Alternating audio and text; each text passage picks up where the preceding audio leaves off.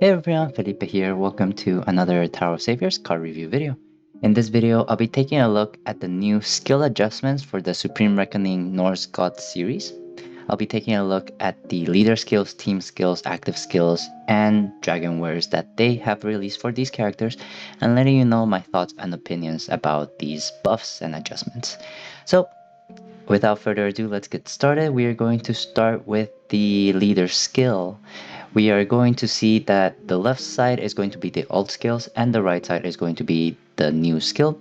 And this is going to be for all 5 Norse gods, just change the element to whatever attribute the Norse god is.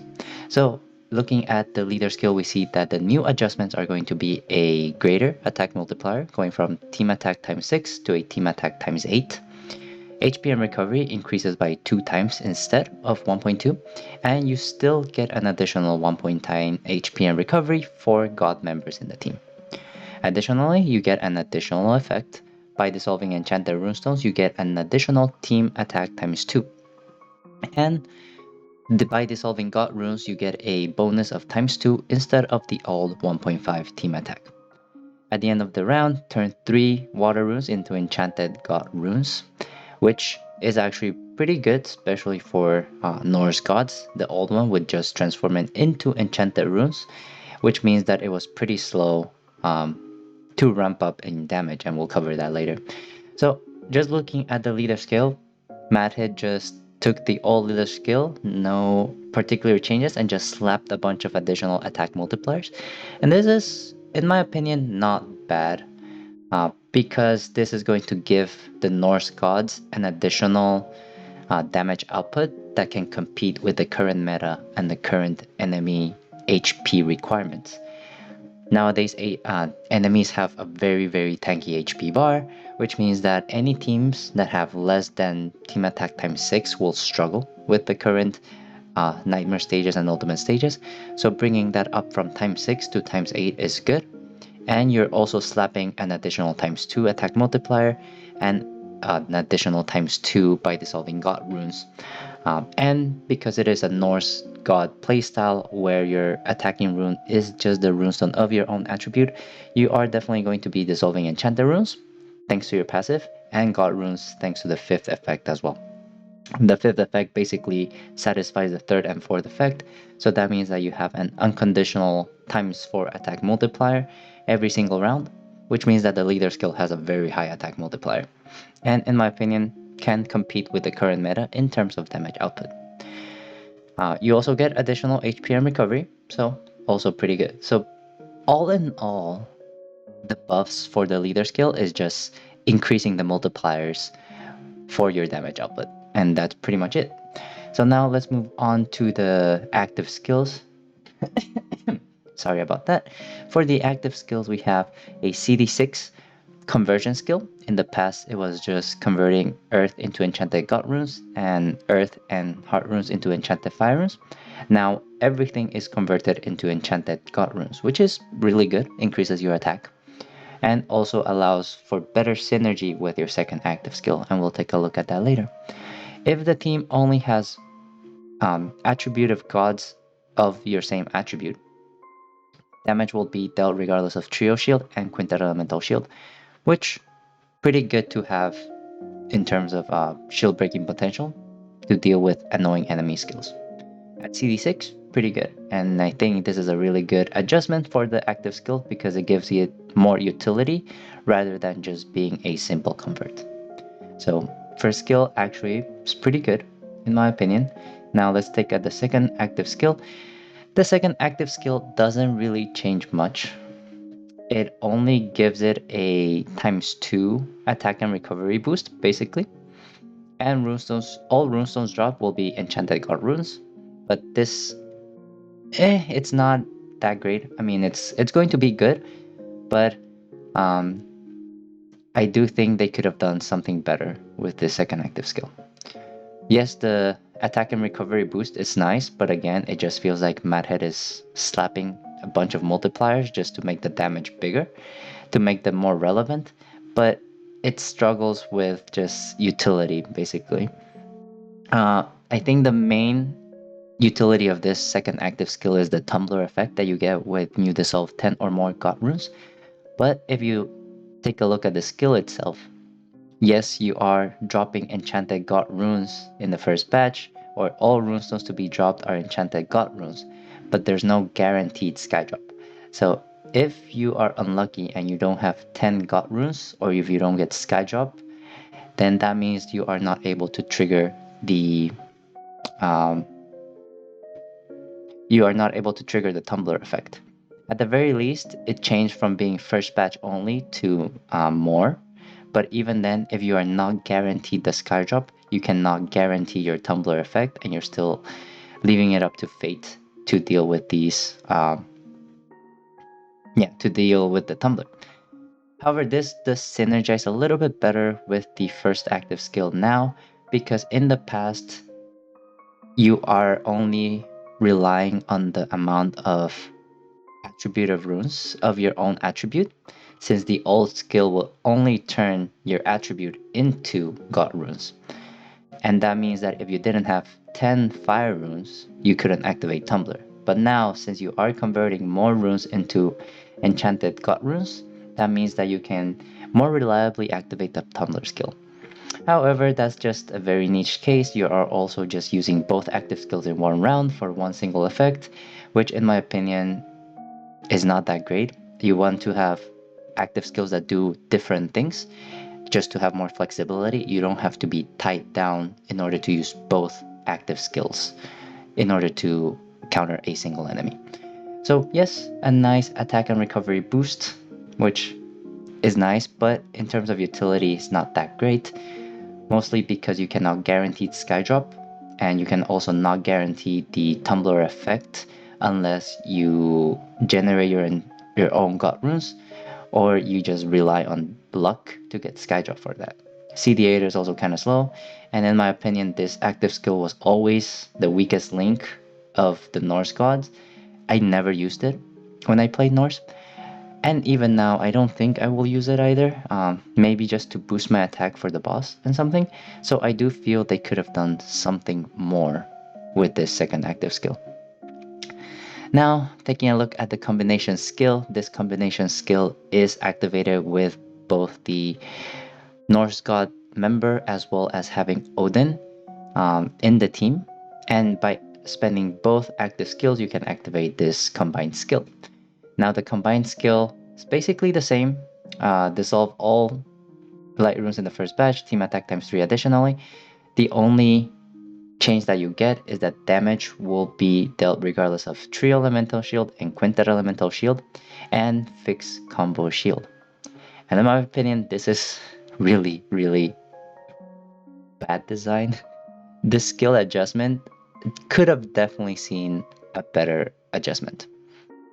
The fact that you're spending 2 team slots for a combination skill means that the combination skill has to do a lot more than the 2 combined, or that the 2 separately, in my opinion.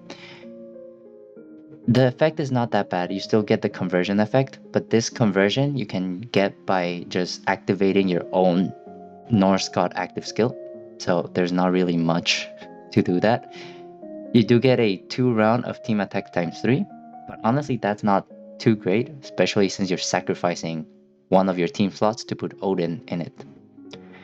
And the shield breaking potential, yes, it has utility, but you are doubling up on the trio elemental shield and quintet elemental shield. Here we have that the first active skill already ignores trio elemental shield and already ignores quintet elemental shield, so the only additional benefit that you're getting from the combined skill is breaking fixed combo shield. And in my opinion, that doesn't really seem worth it to bring Odin in the team. You might still bring Odin for the stat boosts, but the combination skill is going to be really, really underwhelming in my opinion. This is because if you're running Norse as a leader, you have both the leader and the ally to use the skills. So if you activate combined skill, you should be able to break other shields other than the trio elemental shield and quintet elemental shield, because you can use your ally to activate their base skill and still ignore the shield. In my opinion, I think Madhead should have done something with this active skill to ignore other shields, for example, anti-runestone shield, initial shield, or puzzle shield. In my opinion, I think the best one would have been anti-runestone shield, just because Norse gods rely a lot on their attribute runestones in order to deal damage, so being able to deal damage regardless of anti-runestone shield would be really good for them as well. But in my opinion, this combined skill is really underwhelming. I mean, it is sort of an improvement, but not that much, because the only thing that you're adding is going to be the fixed combo shield break, which a lot of the cards in the game already have. So there's not really a really big need to bring a combination skill just for it. If the trio elemental and quintet elemental shield were something else, then it would have way more value. But since these two shields are broken by the base skill, then this means that the combination skill flops a little bit and is going to be really underwhelming. Next, we have the team attack or team skill for Norse gods, which is going to be a pretty big change.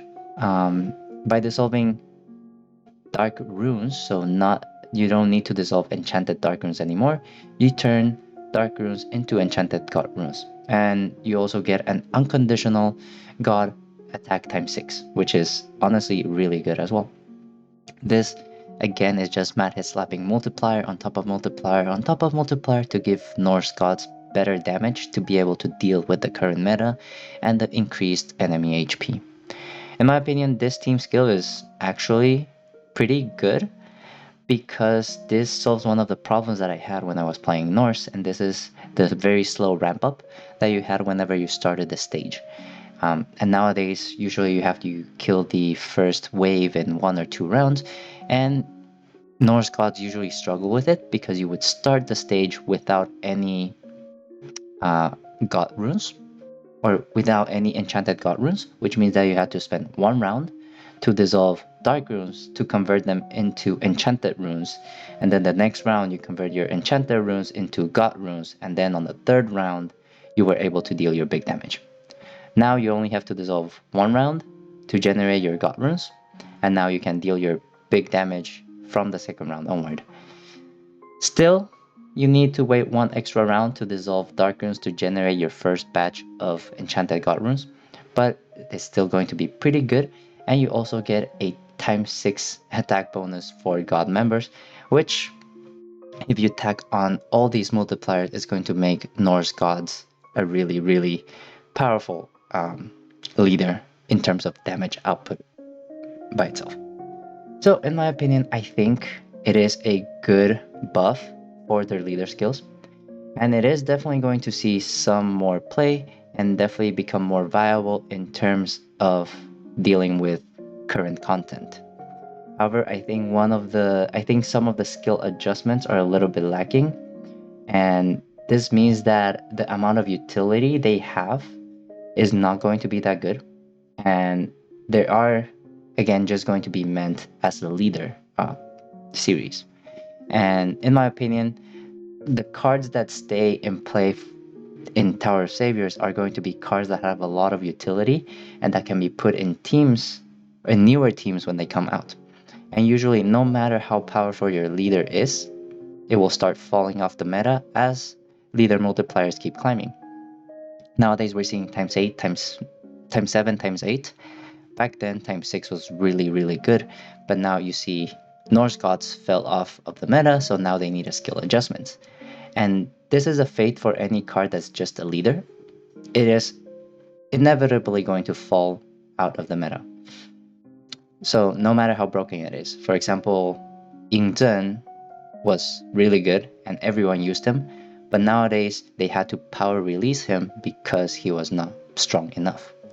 Ciyou or Xiangyu also, they were really good cards. Nowadays you don't really see Xiangyu being played, even though they buffed him too. So it is just an inevitable fate that leader cards are just going to fall off just because their damage multipliers are not going to be enough. But before we keep going on that slope, let's take a look at the exclusive Dragonware, which in my opinion is actually also really good as well.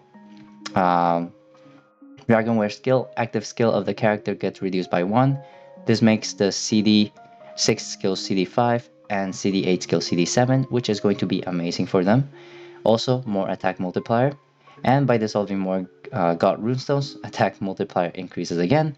And you also have one of the best controlling skills on this craft, which is going to be delaying the enemy for 2 rounds. If you've ever seen any of my videos or any of the YouTubers, you know that whenever you are struggling with a stage, bringing the Chaos Craft is a lifesaver because it gives you more time to kill the enemy or dodge different attacks, debuffs, etc. So being able to delay your enemy for 2 rounds is going to be amazing. Second, the second craft skill, you also launch 5 extra attacks of 1 attribute each, and for Norse gods, which rely solely on their own attribute of attack, when you encounter an enemy that requires 5 attribute attacks before receiving damage, this skill is going to be indispensable for you.